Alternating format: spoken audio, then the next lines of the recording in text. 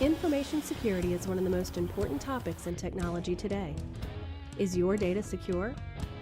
Bring Your Own Security Radio is here to help keep you up to date on the latest trends, software, and apps to make sure that your data stays secure. Bring Your Own Security Radio is about to begin. Here are your experts, Dave and Jason.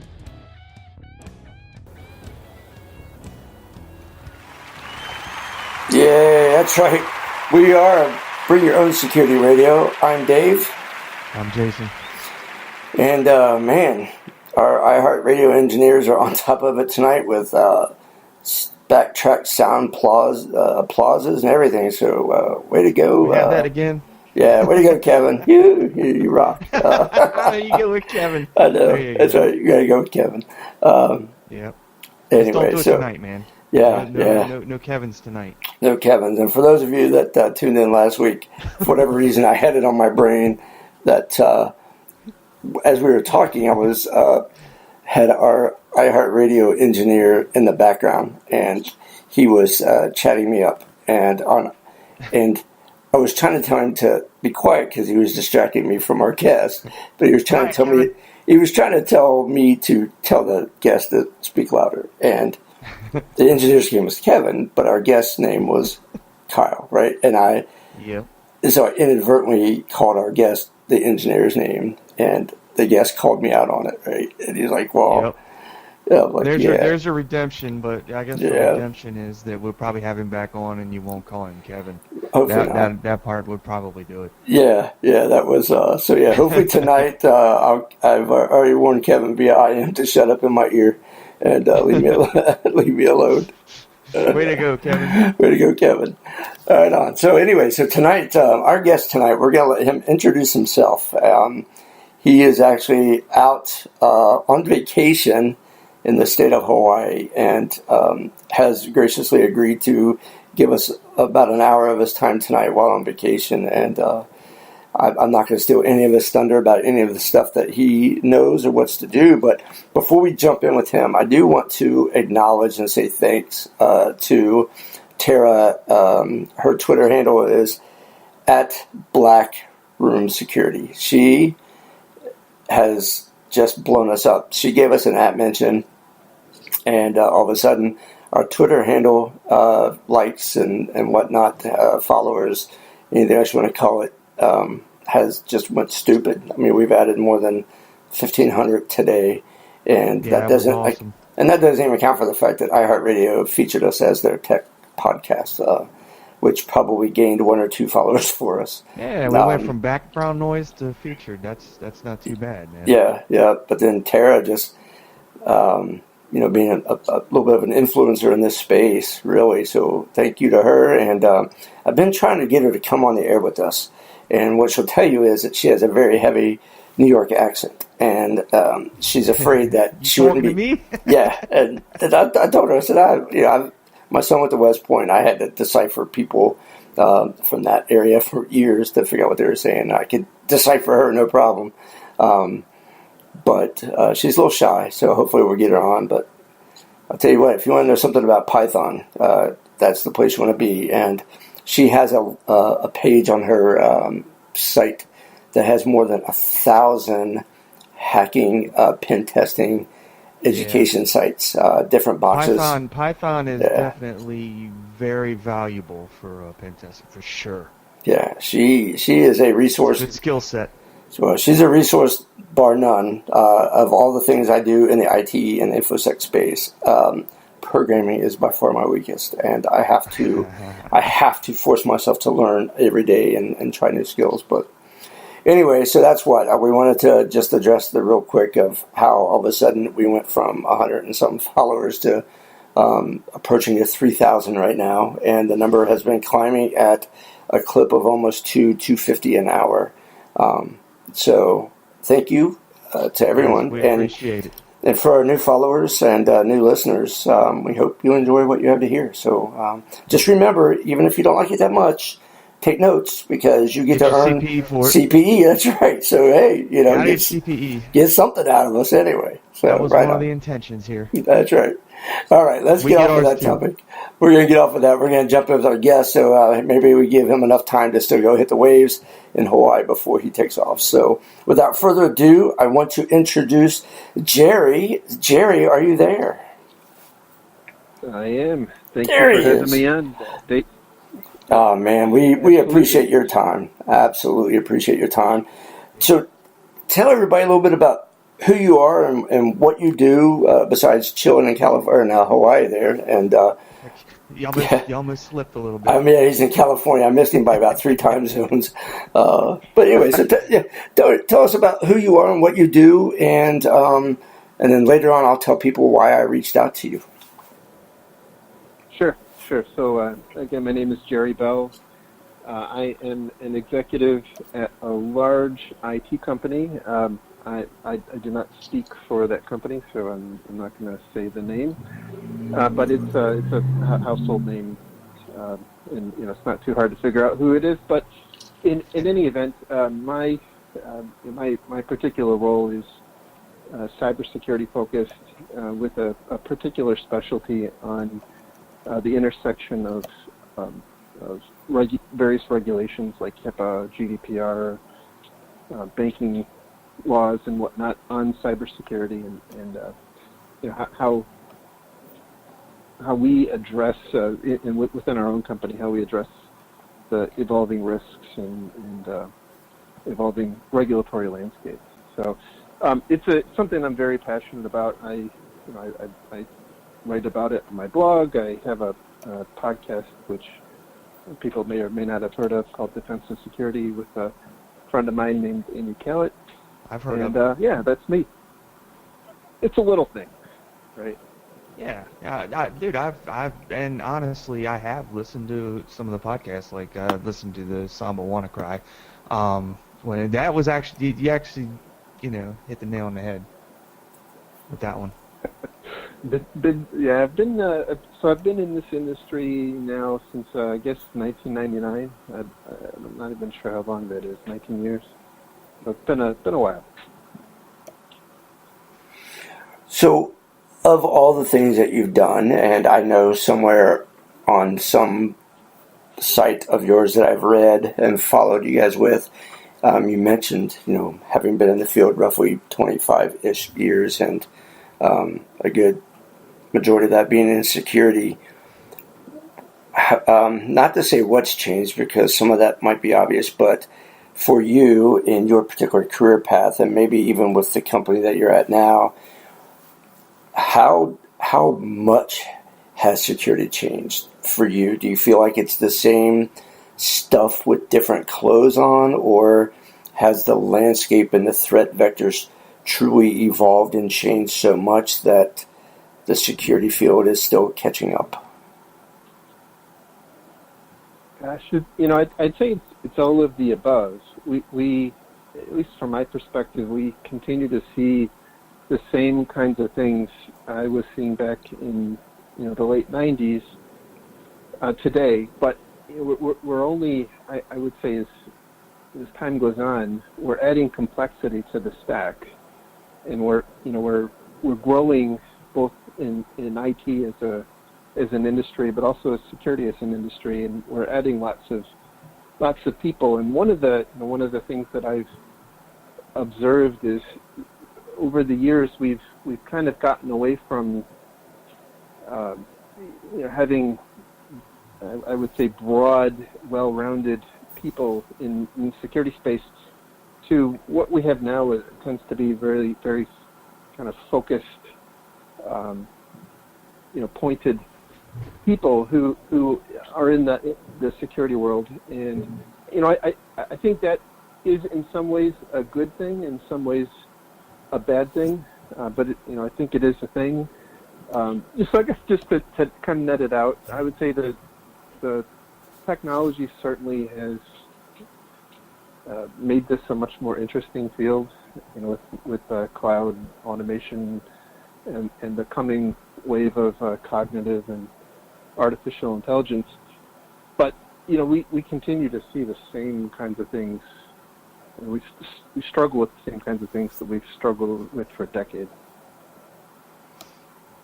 When it comes to the regulatory side of InfoSec and what appears to me to be the area that you're focusing on more these days, personally, how much evolution has happened in that space in comparison to how much we've kept up? I know that in the legal world, sometimes the law doesn't keep up with technology, and they're writing almost law daily inside courtrooms. But when it comes to HIPAA and things that maybe we'll never see the inside of a courtroom, but might cause somebody to get sued or cause a data breach or something like that, where do we stand with things like GDPR and HIPAA, and how much are they now changing the landscape of InfoSec?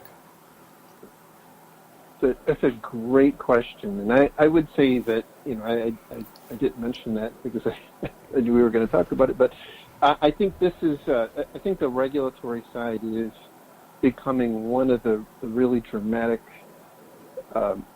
game changers to some extent in the past, but I would say going forward, certainly. I mean, we're seeing just kind of anecdotally, we're seeing, at least I'm seeing, things change now faster in terms of regulations than I've ever seen in the past.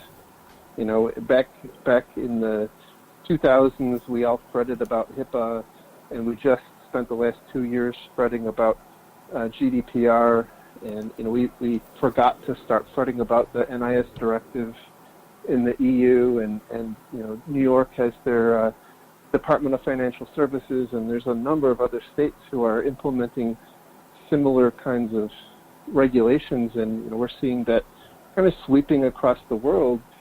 And unfortunately, I think as you kind of alluded to, they're not necessarily being written by people who are really up to speed on how these things should be written to really get to the end that they're looking for.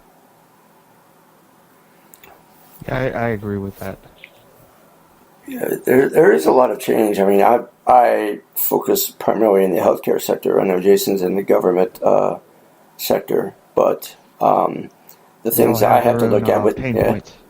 Yeah, I mean, things I look at with NIST and HIPAA and other things, I try to marry different requirements to each other to match our available technology to us, and at times it's a daunting task and certainly a juggling act. Jerry, with a corporation of the size that you work for, and maybe clients that are reaching out to you guys for advice on how to deal with, GDPR now is a law, and if you do business with somebody in that area of the globe, you have certain requirements now placed on you, and you might be an American small company run from somebody's basement that doesn't fully grasp what they need to grasp. How can a small business or any size business stay current with all of that stuff anymore? And is the company that you work for, are you guys being asked for guidance or help in those worlds? Absolutely. In particular with the GDPR, I think the GDPR is probably the best law for consultants and lawyers since Sarbanes-Oxley went into force back in the early 2000s. It's a very, very complicated law. It's not. I would say it's not well written.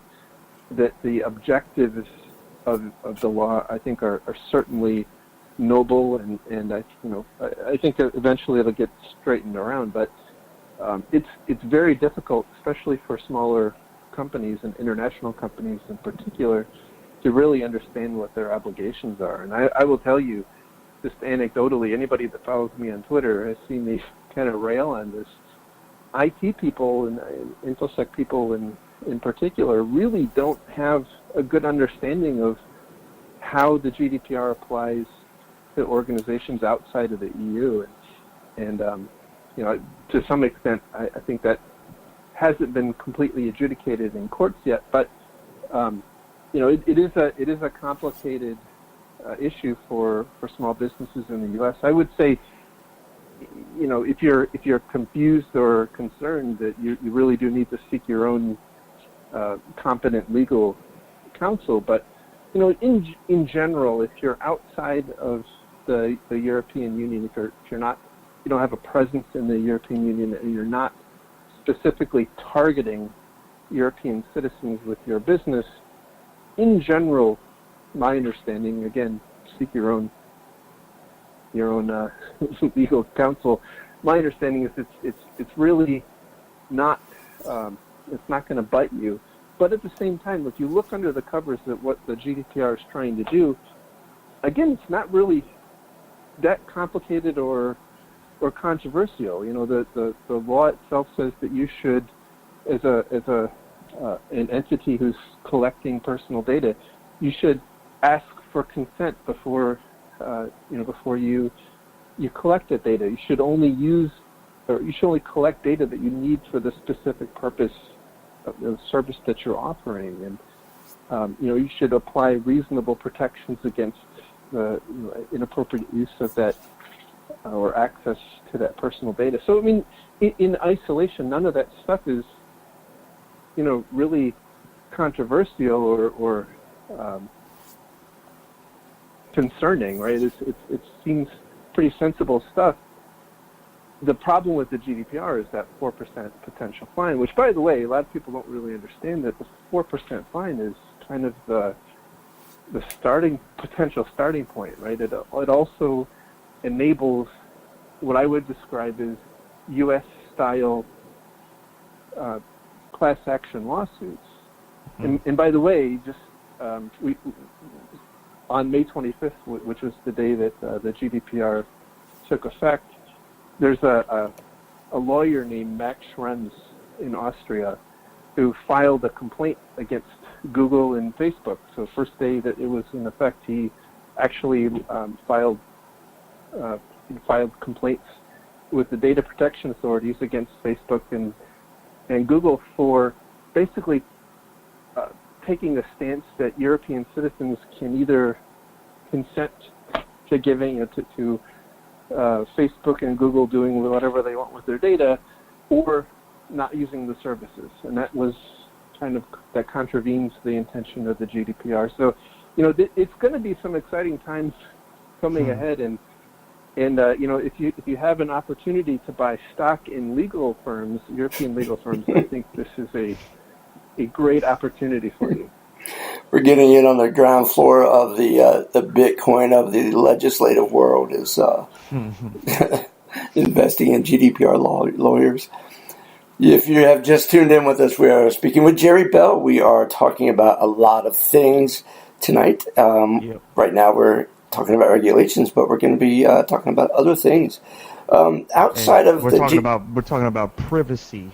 Privacy. They don't say privacy; it's privacy. I can't even do a British accent. The other thing that comes into play here, and I'm thinking about this, is I remember it being Safe Harbor, but now they're moving to Privacy Shield for the U.S. So, at least for commerce. Correct. So this starts to get into some obscure areas of European data protection law. The GDPR doesn't actually change that, but it's interesting you brought up Safe Harbor. So Safe Harbor was one of the mechanisms that you could use, an entity in the EU could use to transfer personal data outside of the EU. And there's a couple of others. There's one called Binding Corporate Rules. There's Marble Clause Agreements. And then there was Safe Harbor. And interestingly, Max Schrems, the guy who I just mentioned, challenged the Safe Harbor in court, and got the EU Court of Justice to reject the validity of Safe Harbor, and so that was kind of what led to Privacy Shield being reestablished. And all this happened, Yep. by the way, in the wake of the whole Snowden Yep. Yep. disclosure stuff. That was it. And you know, it's if you look anywhere and actually read, it'll tell you safe harbor was like a voluntary agreement. Correct. And Privacy Shield isn't much better, but it's well, they're it's trying, something, right? They're trying. That's right. Well, now that Max's name has come up twice in a 15-minute window, I'm definitely calling that guy and seeing how I can invest in his practice, because he is definitely paying attention and getting on the forefront of the lawsuit sector. By the way, it seems like he started a group. I think it's a nonprofit called None of Your Business, or NOYB, and that's a group that he's formed to file these complaints against companies. So I get the feeling, just from reading the history of this group, that we've only seen the tip of the iceberg.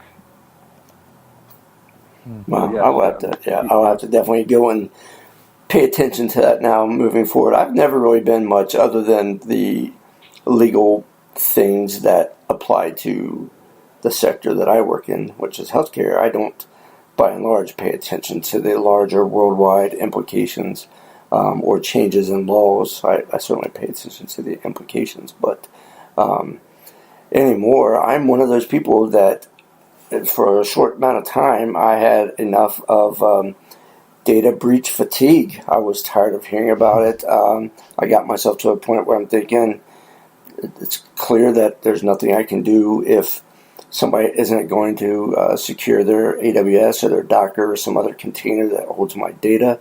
And the only thing I can do is either not use that type of service and give that data, or suck it up. But Jerry, I don't really think that way anymore, but to some extent I can see how the average non-IT person is getting tired of hearing of this stuff. And if one of those people were to ask you, what would you say about what they can do about it, if anything, about protecting their data better in this day and age? So you're speaking really from a private citizen perspective, right? Right. Yep. That. So it is it's somewhat situational and based on your level of risk tolerance. A lot of I have seen a lot of what you talked about with breach fatigue, right? I mean, in the U.S. at least, we've seen just a nonstop train of major mega credit card breaches for quite some time, and more recently it's been more significant types of data breaches with Equifax and others. Right. Fortunately, on the credit card side, typically our in the U.S., and I know this is not the same in other parts of the world, but we're often shielded from losses associated with credit card loss. So I would say that one of the first things to do is really understand where you're exposed, and if your credit card number is stolen, that's not the most, at least again in the U.S., that's not the most significant thing you're going to have to worry about. However, if someone files, for example, a tax return in your name because they were able to get a hold of your enough information in order to file a false claim, there's precious little opportunity to get that corrected. And there's been other stories of people's houses being sold illegally through fraudulent means. And so I would say one of the things to really take stock in is where are you really exposed? Are you a homeowner? And are you do you have investment accounts? Do you it's really similar to enterprise security. It's really trying to figure out where are your risks, and then how do you mitigate that? Clearly credit monitoring is interesting, right? But that's not the end all be all. Brian Krebs has a great article about how how interesting and a little pathetic it is that we keep getting credit, a year of free credit monitoring every time something bad happens. It doesn't actually help all that much. It can certainly lessen the pain of canceling unauthorized credit cards and whatnot, but I think the more important things are making sure that you file your for example, file your taxes early. Set up the PIN with the IRS, and again, I don't have good context for people outside of the U.S. what they should do personally. I'm speaking more for people here, but making sure that you have multi-factor authentication enabled on your email accounts. Just kind of hopefully by now, fairly basic security hygiene. Right on. And those are all wide-ranging set of topics that we've brought up in the past. And you're right about Brian's commentary about credit monitoring being, I think he certainly takes a comical approach at the sheer audacity that somebody thinks that's the answer in the wake of a breach or some other type of data, whatever. Somebody just giving up their data. Yeah, I mean it's such a pain. Indeed. But we being my wife and I, we dealt with a malicious or a false tax return a few years ago, and you are right about the timing. We actually didn't learn about it until June because we were doing a delayed tax return that year, and by the time we filed, they're like, you filed in April. And I'm like, nope, sorry. So anyway, it took us until November to get that resolved, and that was ugly. So you are correct about it not being easy or a fun experience if you fall for that. So hopefully you don't fall victim. But let's absolutely. Yep. So since we've talked about the data breaches and the volume and some of the numbness that we, at least in the U.S., are kind of having from a company perspective, or maybe you're a data center and you're warehousing data for others. Where can we as an industry make improvements so that we know that we're not going to stop them 100%, but how can we get better? Is there a path that you can see of things that we can start doing now that will make it harder for these breaches to happen? Yeah, this is a massively broad question. Thank you. I worked on that. I tried not to be too specific. But it is one of them. I'd say the most important questions our industry faces right now. And my perspective is that this largely stems from the state of evolution of the IT industry. IT is kind of at the tradecraft stage, and it's not an engineering discipline or anything like that. It is at the level that somebody who can slap together a network at home, is now able to go in and set something up for a company, and that doesn't necessarily translate to good security. So I would say that one of the most important things, changes I think we need to adopt as an industry is maturing the IT talent we have. Not just security talent, but this starts with IT, and I think that's where we've really got to get better. And by the way, I think this is, to an earlier discussion, I think this is starting to accelerate away from us, and we're seeing the downside of this with a lot of the cloud-based data breaches, where Chris Vickery is finding the open S3 bucket of the week club, and a lot of that is because we are implementing technology that we don't really understand, and that is that's a big problem. So I would say, kind of fundamentally, number one, we need IT people who understand deeply the technology that they're implementing, and I also think that IT people in general lack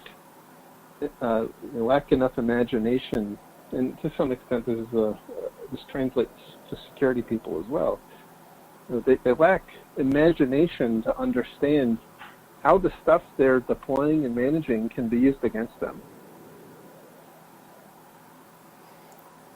So I agree 100%. I was actually, you touched on a topic that I had seen on your blog about basically IT maturity, and I had never worded it in that way, but agreed with the concept of what you wrote about with IT maturity and what you just said.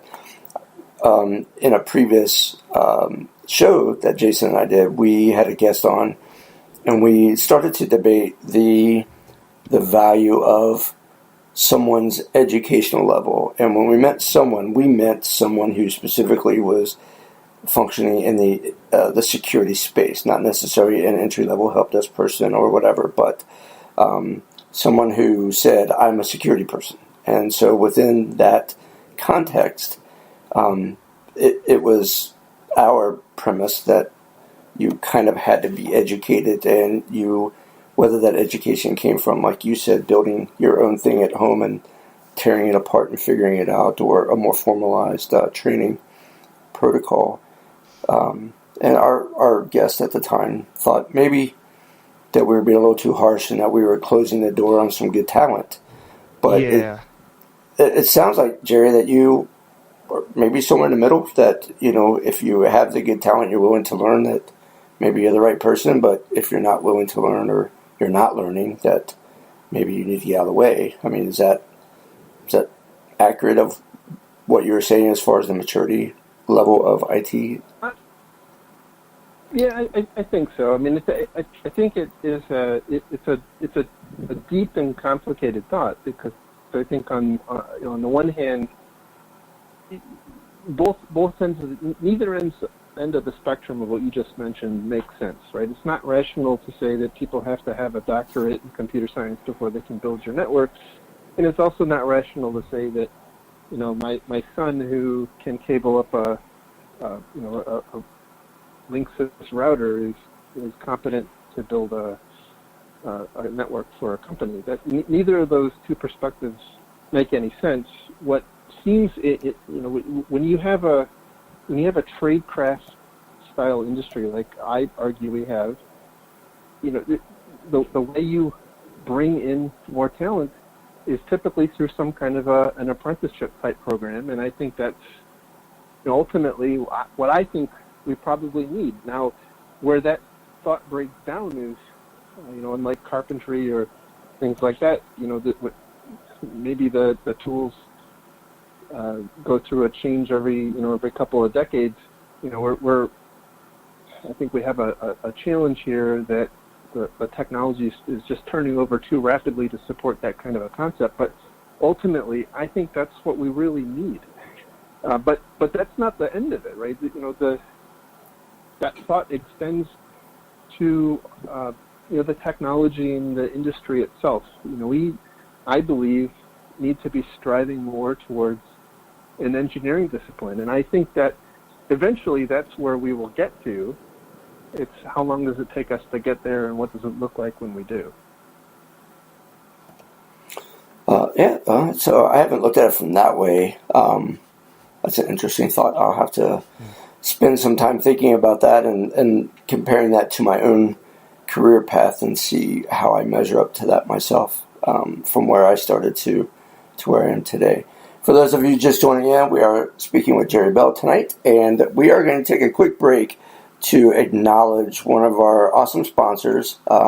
Many of you, especially this topic of rules and regulations and legislation and things like that, will know who these people are. So we'll be right back in just about 60 seconds. Hey guys, it's Dave the IT Guy from the Bring Your Own Security Radio podcast. You ever stop and think about how technology functions so seamlessly in today's world that we often forget about how easy things just connect. You plug in your headphones, things just work. And we forget that it's on purpose, thanks to standards. Standards influence everything from sustaining a network for organizations to following the most effective shared best practices. The American National Standards Institute, ANSI, is the overseer of the U.S. standards community and the U.S. member body to the ISO. You may know ANSI from ANSI C++, ANSI escape codes, ISO disk image files, or the ISO exposure on your camera. ANSI hosts a blog, the premier resource for learning more about the behind-the-scenes standards work that keeps the industry afloat. Recent topics on the ANSI blog include the upcoming GDPR compliance, updates to the MPEG-2 format for video compression, and even biometric standards for the financial services industry. You can visit their blog at ansi.org/IT to learn how these standards relate to you. All right, we are back, and thank you to ANSI. If you don't know who they are, check out their blog as just mentioned there. They are the leading people here in the U.S. as far as standards go. Even the ISO setting on your cameras are dictated by ANSI. So check them out, and once again, thank you to them for deciding to be a sponsor of Bring Your Own Security Radio. It is roughly 9:36 in the East, which, if my math is correct, means it's about 4:30 in Hawaii. Is that true, Jerry? Right about 4:30? 3:30. Uh-oh. Well, see, my math's terrible. So, yeah, that's siesta time in Mexico. But so you did, we're bringing up points, like, as far as, like, different disciplines and where they sit in IT, because IT is becoming a lot more diverse, and you are seeing a lot of different disciplines. But there are certain folks that are kind of generalized, that can fit in a lot of places, and then there's people that are specialized that only fit in some places. So yeah, I agree that with technology change, this does kind of warrant in kind of the newer folks with the newer knowledge and a newer way to think. So I do agree with that, but there's always going to be those the institutional guys that rose up in the ranks and really went through it all, and that's my background. So I know that's I can only speak for myself, I guess, when it comes to that. You're jaded. You're jaded. I'm very jaded. It's my background as well, but I think that I like to think that the background that people like us have do make us skeptical and jaded and whatnot. But at the same time, I think it's on us to make sure that we can translate that that experience to the new world of IT with cloud cloud by design and cloud native applications and those sorts of things, which I'm not convinced that security has really security in the broader sense of the word has really matured around that concept yet. I mean, I think this is moving really rapidly, and it's moving very quickly. And I mean, that's one of the parts is people having to not necessarily work security in parallel. It's sometimes it's an after the fact thing, and I find that a lot in culture. So you find a lot of company culture that kind of take security as the last piece rather than starting at the onset. And I guess that's where we talk about maturity models and talk about capability maturity models, the CMMI. You talk about these different types of maturity models and where a lot of enterprises and business actually sit in these. And I tend to see ones that are usually on the lower rung of that. Yeah, so I guess my concern or my challenge is that we in the security world have talked about we need to design security in from the start, not build it on. And the first time I had that discussion was when I started in security in 1999, and I've had that discussion consistently since. It's never. It seems like it's never really gotten any better. But I would say that the one encouraging thing I see with the new revolutions happening in IT is that I really believe that there are opportunities for security with things like cloud and automation and whatnot that were just simply not accessible to us before. And things like being able to rapidly respond to recover from a breach or a security incident, or to be able to patch an application that it was very difficult to take offline previously. Now you can snap a copy of it, patch, and migrate the load. I mean, there's opportunities to us that just simply didn't exist before. Yeah, that definitely, the technology changes the game up quite a bit. It's definitely a rapid set of events with cloud especially. Yeah. Jerry, before I change okay, go ahead. No, finish your thought, please. I was just going to say that it's incumbent on us to help drive that, right? Because it's not going to happen organically. So people like us have to take the reins and help steer the ship in the direction it should go. Yeah, or else the culture just doesn't change at all. Exactly. Right. Well, and before we change topics a little bit, I wanted to ask along all of these lines of how we have to evolve, we being the IT part of a business, things like that.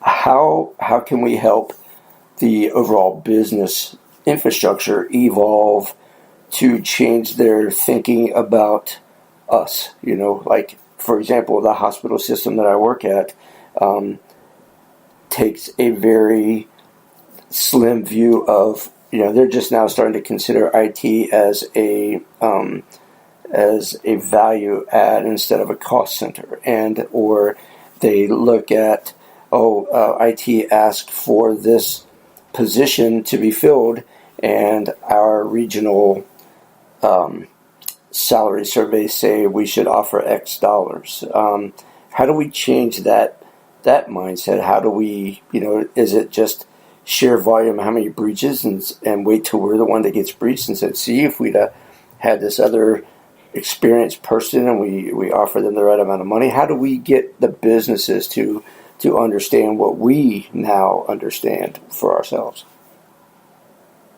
This is a great question, and also one that has been banging around in the industry for a long time. Every time I go to a conference, or every time somebody asks me asks me for advice, one of the most common questions that comes up is, how do I get management to pay attention? Management won't invest in security. They won't let us hire. And I will tell you, a lot of this is our fault, and it is a failure of leadership. We are expecting business management, business leadership to really get security, but that's not their job. And that's our job. Our job is to help translate. And now, obviously, that's not the job of a firewall analyst or a SIM analyst or a security architect. It's the job of IT security leadership. But typically, when you see those kinds of issues, its most common cause is there's a lack of IT security or IT security leadership, and most commonly that manifests itself by trying to play the FUD card with management. If you don't pay for if you don't let me buy this new firewall, things are gonna collapse, and after a while, the business becomes numb to that. And so I would say probably the most important thing we need to do is figure out how to align the investments of IT and IT security with the strategy of the business. And that, by the way, it's easy to say and hard to do, and it's very, very situational based on the industry you're in, the financial condition you're in, the personalities of the management and whatnot. But, this is where we start to deviate. And by the way, I struggle with this mightily myself. I'm the Peter principle in action, right? That, this is a very, very difficult thing to do because it's not technical. It's not, you're not trying to figure out, well, how come my Python script won't run? How come, why did Jerry click on that email? No, this is a whole different thing. How can I go to the CEO or the COO or the CFO and say, we need to invest some significant amount of money, either in staff or in equipment or both, and in doing so, we're depriving some other part of the business with that capital or that operational expense, and it has to make sense. It has to make business sense. You have to be able to translate that into something that makes sense at a business level, and not everybody has that ability. That's true. That's very true. And I think some of that goes up to not just. You can do it from a security team perspective. You can do that, but you also need the leadership that's going to listen. If you're going to try and push it up to the C-level people, and that sometimes that's an uphill battle.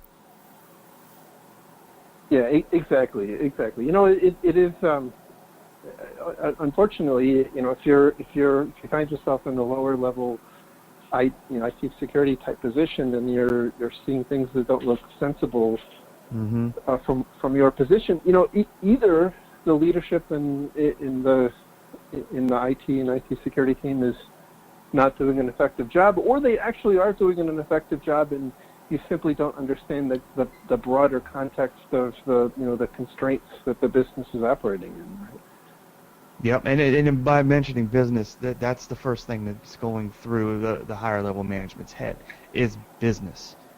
So there's always the business, Yeah, exactly. Yeah. I think what I've run into recently, for good and bad, is that I'm not at the highest level of the management chain in our security, but I'm getting close to that top rung, and my perspective has changed somewhat from being the person doing the work at the bottom, saying, "Oh my gosh, we have to secure against X, Y, and Z threats, or different problems, exposures that we might have," and then finally getting to a point where I had to really start learning and understanding what our acceptable risk would be, and that's when I really started started better understanding how to discuss these financial questions with C-level people. Is I now know that I can't have my hair is on fire stance with everything and pick and choose the true things that are most likely risk to try to mitigate. But I think everything that both of you have said, as far as the business people aren't going to understand the IT side, and the average IT person probably isn't going to understand the full business side, and that both sides of that coin have to meld. And I've been fortunate enough recently to have that experience, and I've certainly have changed my thought process. Yeah, there needs to be a healthy balance between that. So you're just catching a little bit of both sides. That's exactly where you want to be. Yep. Jerry, with before we almost, my gosh, it's 9:49 in the East for everybody that's just tuning in. Jerry Bell's on the phone with us. I've got a whole list of stuff that I was going to ask that we're clearly not going to get to. And here in a moment, we're going to ask Jerry to give out a bunch of contact, including his personal cell phone and other. No, I'm kidding. Credit cards. What's your credit card number? You can be like, what was the old commercial, the Lifelike guy that gave his social security out? Yep. Yeah, until he got tax compromised. ID, don't forget. That's right. But Jerry, I did have a question. I did have yeah, a question go ahead. for Go ahead, Jerry. Jason. So Jerry, out of all Go the ahead. things that you do in a day, what keeps you up at night, if anything does? I would say the thing that keeps me up at night is, I'm entrusted with protecting a lot of data, and I'm also entrusted with the careers of a lot of employees, and making sure those two things. I mean, they're related, right? Making sure those two things stay safe in a world where it's almost unknowable.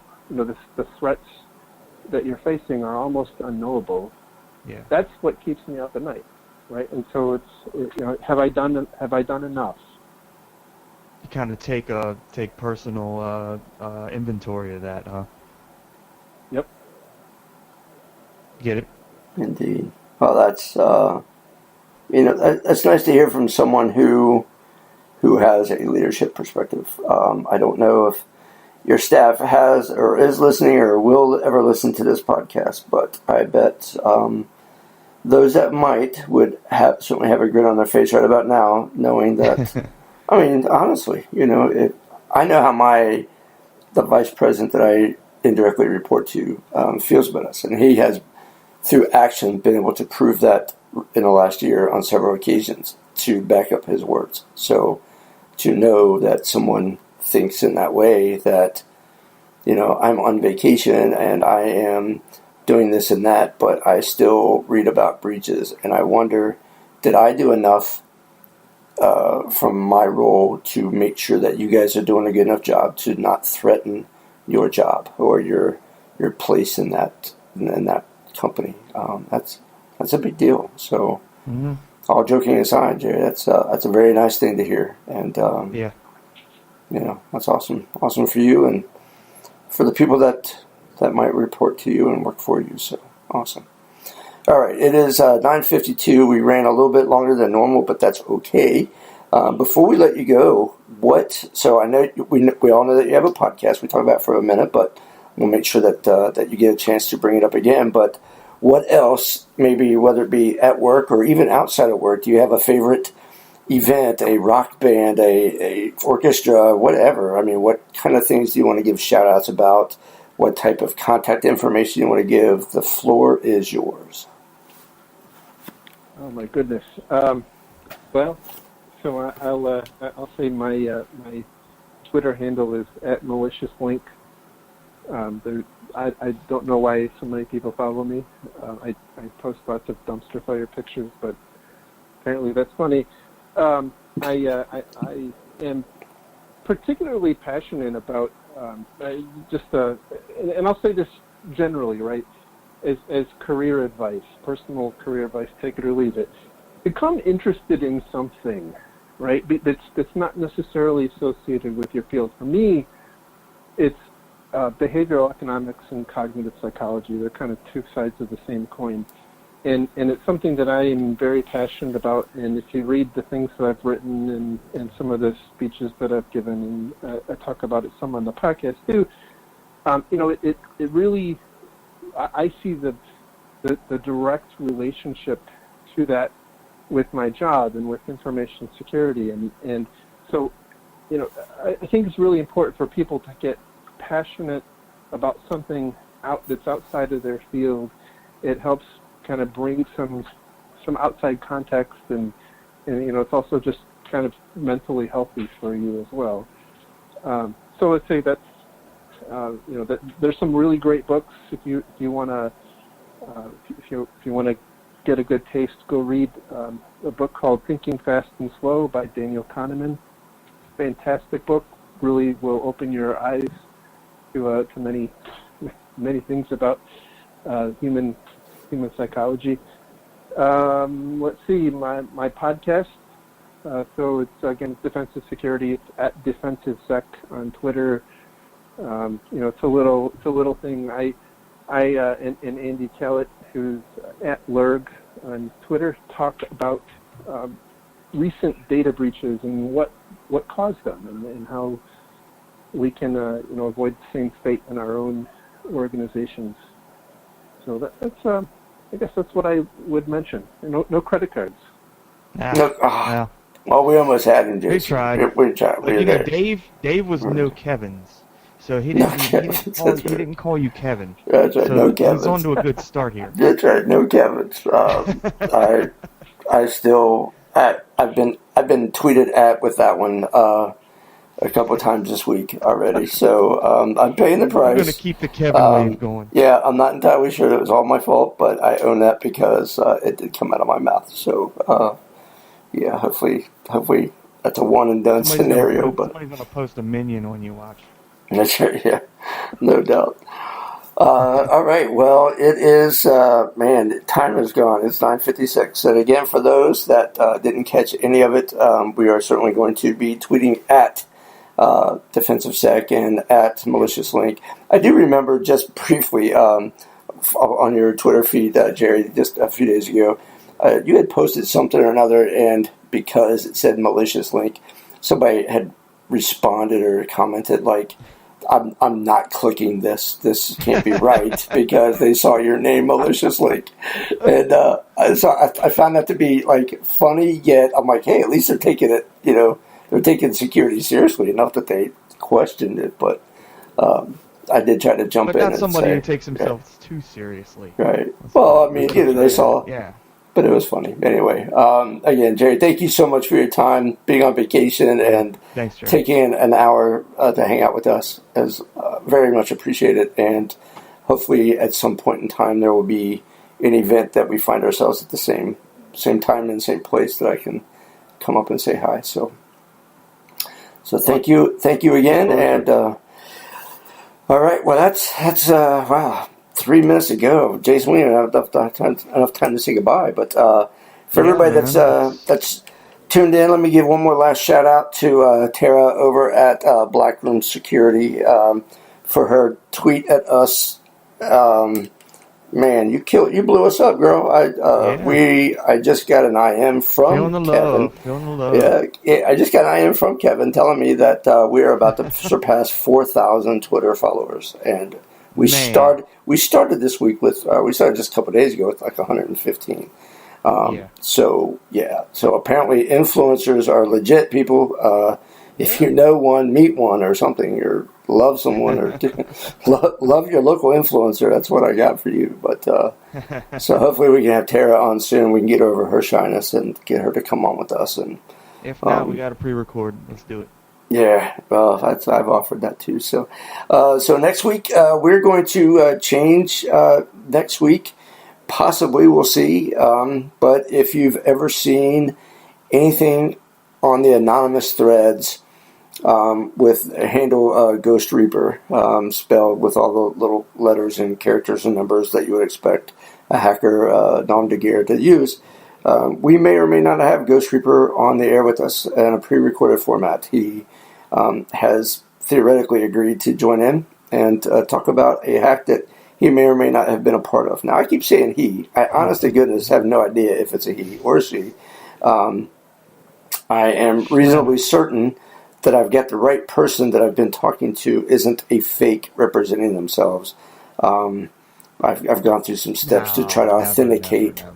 Right. Well, yeah, you know how that world is. Everybody wants to claim responsibility for something. But I thought that'd be fun if we could, if once I am certain that I validated. I know some people from the Black Hat event out in Vegas who are good guys who work for federal agencies who happen to know who this person really is based on a previous arrest. And I am authenticating that the person I've been chatting with is really that person. And once I've done that and they agree to come on, Jason and I will be pre-recording an interview with that person. And that would be interesting to hear from the anonymous side. So we shall see. If that doesn't come up, of course, we always have a lineup of great guests, such as Jerry tonight. So thanks again to everybody for tuning in. For everybody that is now following us on Twitter, we hope that you enjoyed tonight and future episodes.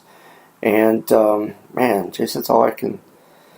all I can think of to say, man. What a great week it's been for us, and awesome Awesome to have. Every interview, Jason, lately that we've had is like, I've got 500, it seems like, not literally, but so many questions to ask, and we can't get through them because the conversation is so great and it's so wide-ranging. It's hard to stop the conversation just to ask another question, right? So it is. We're going to have to go to 2 hours, Jason. We have to go to 2. Well, we might have to, and if I'm not mistaken, I have to make a trip to Ohio next month, so I think maybe we should plan on doing a pre-record and do 2 hours.